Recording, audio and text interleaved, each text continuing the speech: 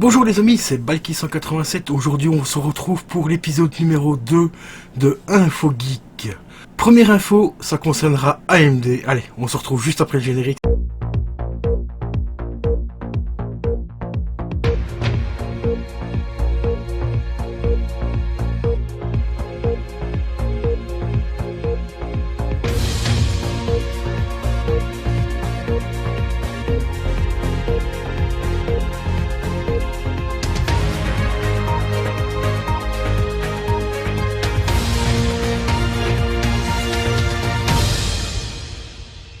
Et oui les amis, vous connaissez bien sûr AMD, hein, très bon processeur gaming. Il commence à faire mal un petit peu à Intel, je vais vous dire ça tout de suite après. Et oui les amis, l'équipe rouge, donc AMD, commence à faire un petit peu mal à Intel.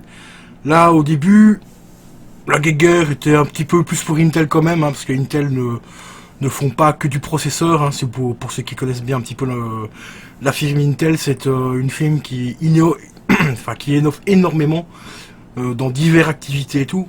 Mais concernant le processeur et plus en particulier le gaming, et ben là AMD fait mal, fait très mal, car ils viennent d'obtenir 41% de part de marché. 41%, ce qui est quand même pas rien.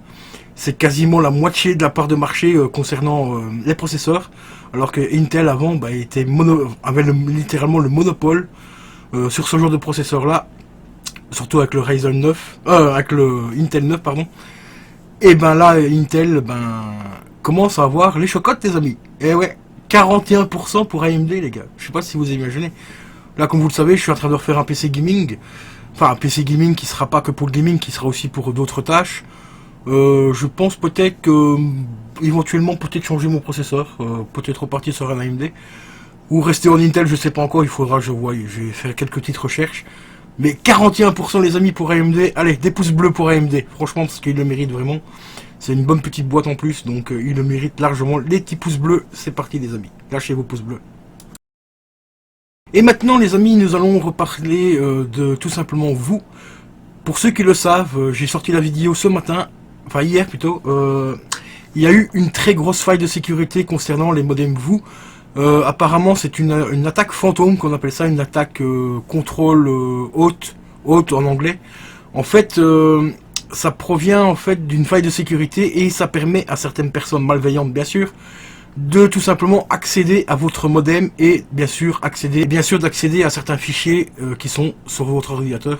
Bon après il faut accéder au fichier local d'après ce qu'ils disent sur le site internet et également ou alors via un malwarebit. Enfin, via un programme malware, donc qui est tout simplement installé sur votre ordinateur via une image, un virus, enfin peu importe, un virus, ça peut contenir dans une image de la musique ou quoi. Et donc cette faille-là est quand même très importante. Il y a 2 jours, vous avez essayé de minimiser un petit peu le problème en disant non, c'est pas très grave et tout, avec la mise à jour ça va aller mieux. Mais apparemment, les dernières infos que j'ai eues aujourd'hui, c'est quand même vachement plus important parce qu'il y a quand même 200 millions de modems qui sont concernés dans cette faille là, donc le problème n'était pas si petit que ça. Donc voilà quoi. Donc n'hésitez pas quand même à contacter votre fournisseur si vous êtes chez vous. C'était pas un jeu de mots, hein. Si vous étiez chez vous, hein. C'est vraiment la marque vous, donc VOO. Donc pour ceux qui sont en Belgique et qui ont ce modem là, n'hésitez quand même pas à prendre un petit peu des infos en leur téléphonant pour savoir un petit peu ce qu'il faut faire. Et pour essayer de minimiser au minimum les potentiels dégâts que ça peut faire, parce que la personne peut quand même accéder à votre ordinateur, et si vous avez des fichiers sensibles, ça peut être un petit peu important quand même. Voilà les amis. Et voici une autre petite info les amis, concernant cette fois-ci la cérémonie des Oscars. Cérémonie des Oscars qui a été un petit peu entachée par un scandale qui a été révélé par Stephen King lui-même. Stephen King qui qui nous disait que depuis quelque temps, il y avait une très grande diversité au niveau du cinéma. Diversité bien sûr culturelle et surtout par rapport au fait qu'on voyait beaucoup plus de personnes de couleur dans les films. Et ça c'est une très bonne chose. D'ailleurs même Stephen King lui-même a commencé à parler un petit peu plus d'homosexualité dans son film qui s'appelle ça tout simplement. Bon bien sûr de la manière où il en a parlé, c'était un petit peu bâclé, mais ça a le mérite d'être là quand même. Et donc ça fait parce que ça fait partie également de la diversité. Et ici, pour la cérémonie des Oscars, Stephen King a tout simplement dévoilé et ouvert un petit peu sa grande gueule en disant qu'il y a énormément de personnes, d'acteurs, de réalisateurs blancs et très peu de personnes de couleur malheureusement qui remportaient les Oscars et tout. Ça a fait un petit peu polémique. Déjà que les Oscars ont déjà été entachés plus d'une fois, hein, malheureusement, au fil des années. Mais moi je trouve que c'est des gens comme lui qu'il faut qui bougent, qui dévoilent un petit peu ce qui ne fonctionne pas dans cette société. Car Stephen King est quand même une personne très influente, que ce soit au niveau du cinéma ou au niveau des romans et tout. C'est une personne qui est très influente et qui peut apporter sa pierre à l'édifice pour changer un petit peu cette mentalité.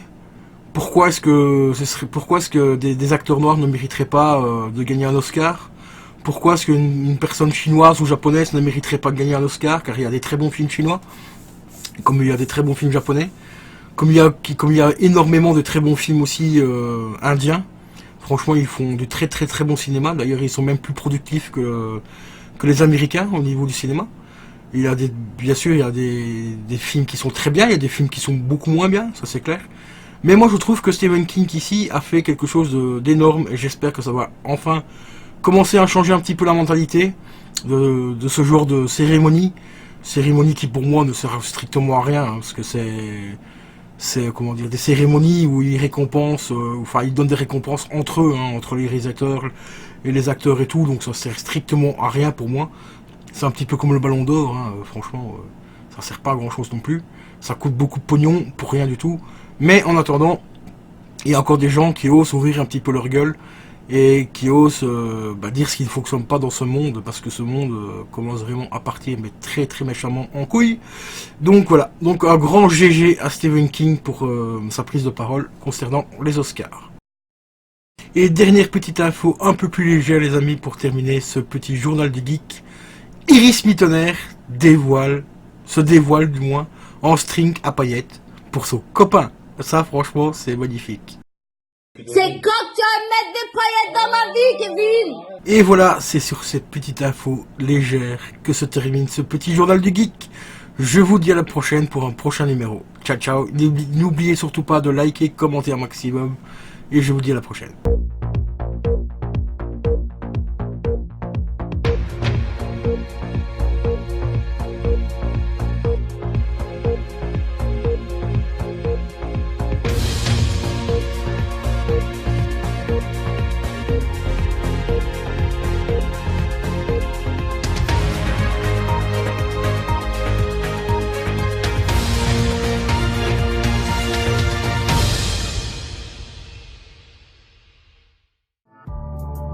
Lâchez un pouce bleu, lâchez un pouce bleu, lâchez un pouce bleu.